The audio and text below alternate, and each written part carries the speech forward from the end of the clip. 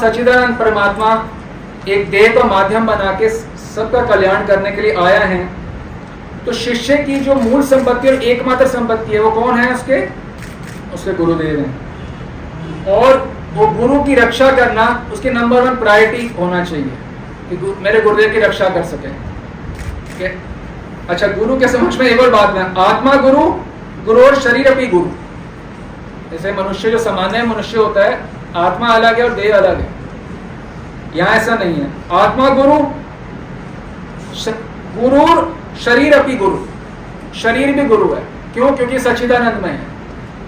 जो गुरुजन होते हैं वो सशरीर भगवान के धाम में जाते हैं।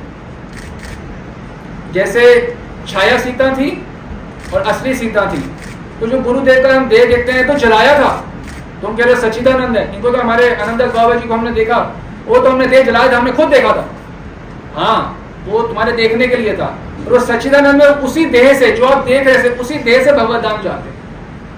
हम थोड़ा बताएंगे, वही बात है, हम हर लाइन को बोलेंगे, एक घंटा एक लाइन को बता, पर ये बताएंगे आपको बीच में फिर से कभी। सशरीर इसलिए बताया जा रहा है शास्त्रों में, आत्मा गुरु, गुरु शरीर अपनी गुरु। तो गुरुदेव के शरीर का रक्षा करना शिष्य की नंबर 1 सबसे बड़ी कर्तव्य, ड्यूटी, प्रायोरिटी, जैसे मर्जी समझ, रक्षा करना। ये शास्त्रों में वर्णन आया है, गुरु कायाम रक्षयेत। शिष्य का प्रधान धर्म क्या है? गुरु कायाम रक्षयेत, गुरु की काया की रक्षा करें। काया मतलब शरीर। क्यों? क्योंकि जब तक पृथ्वी पर विराजमान रहेंगे तो उनके सानिध्य का हमें लाभ प्राप्त होगा, उनके संग का हम जैसे वो कितनों को लाभ प्राप्त होगा, उनके वचनामृत का हमें लाभ प्राप्त होगा, उनके सेवामृत का हमें लाभ प्राप्त होगा, उनके चरणामृत का हमें लाभ प्राप्त होगा।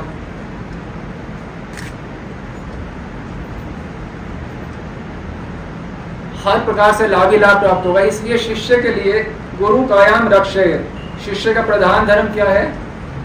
गुरु की काया की रक्षा करना। और इसके लिए यदि जान की बाजी भी अगर किसी को लगानी पड़ जाए तो बहुत ही सस्ता सौदा है। यदि जान की बाजी भी गुरु की देह की रक्षा में लगानी पड़ जाए। इसका जो उदाहरण है आपको हम बताते हैं, ये है निषाद राज का। रामायण में चलिए, क्या हुआ जब 14 साल का वनवास हो गया तो राम, सीता, लक्ष्मण वन में रह रहे। तो जो भरत जी हैं, शत्रुघ्न जी हैं, वो तो भगवान राम से अगाध स्नेह, अगाध प्रेम करते थे। तो ये निवेदन करने के लिए वो जंगल में आने लगे कि हे भगवान राम, आप चलो वापिस राज्य स्वीकार करो। और उनके साथ उनकी माता भी आ रही थी, और जब माता आ रही है तो फिर सैनिक बल भी आएगा। तो कहा जाता है चतुर्गुण सेना रक्षा के लिए चल रही, बहुत बड़ी सेना भी चल रही थी रक्षा के लिए। तो जो निषाद राज है वो भगवान राम के परम भक्त हैं, उनको सूचना मिली तो उनके मन में संदेह आ गया, यदि ये भगवान राम के दर्शन के लिए आना चाहते तो अकेले आते। भैया भगवान, आप जैसे गुरुदेव के दर्शन करने के लिए जाना चाहते हो तो सेना लेके जाते हो क्या? सोचो, आप तो गुरुदेव कहीं बैठे, कोई आ गया व्यक्ति सेना लेके, आप भी हो जाओगे ना, इसके मन में जरूर पक्की गलत बात है, सेना लेके कोई आता है। वही निषाद राज के मन में आ गया, कोई सेना लेके आता है भगवान राम का दर्शन करने, जरूर उनके मन में कुछ है, ये भगवान राम को यहीं मार के अखंड राज्य स्थापित करना चाहते हैं। निषाद राज के मन में ये आ गया। तो भरत के मन में तो कोई कपट है नहीं, वो तो दर्शन के लिए आ रहे हैं कि भाई वापस चलो आप। तो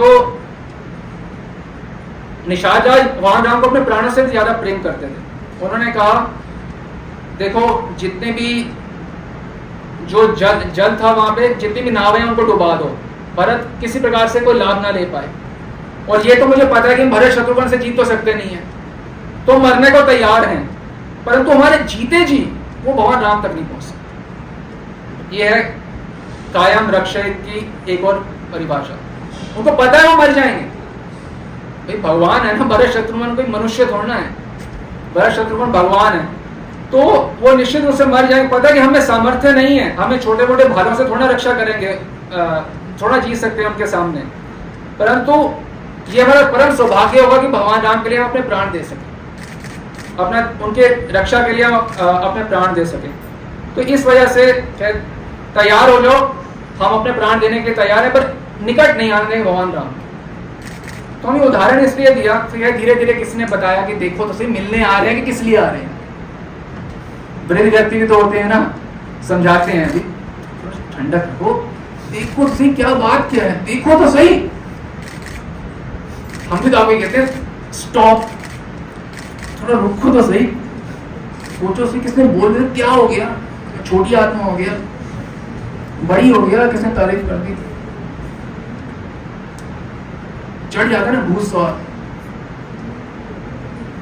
तो इसे बता रहे हैं कि प्रथम धर्म है गुरु का, शिष्य का गुरु की काया की रक्षा करना।